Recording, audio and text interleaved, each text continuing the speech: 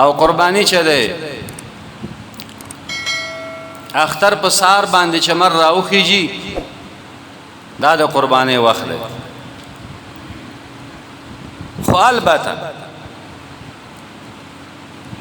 په خار کې چې ترسو د اختر موز نه شوي دوی لپاره قربانی جایز نه ده د خار خلکو لپاره نبی اکرم صلی الله علیه وسلم مبارک فرمای چا چې د اختر مانځ نه وړاندې قربانی وکړه قربانی نه ده شوی قربانی به د اختر مانځ نه وروسته کیږي اما د باندو خلک چې دي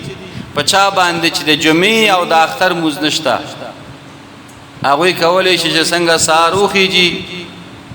مر راوخیږي هغوی قربانی کولی شي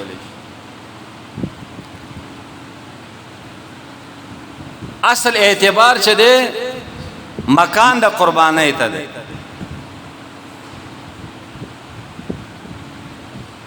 که قربانی په بانډه کې او وارث او قربانی کوونکی په خار کې وو نو چې څنګه مره اوخیږي حلال ولو قربانی ال ورته جایز ده کله مسکړې کنه یې کړي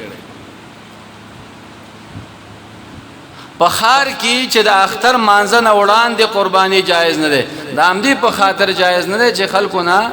د اختر موز ګډوډ نشي د خار خلک با چیرته چې اختر موز کیږي دوی به د مانځه نه وروسته قربانی کوي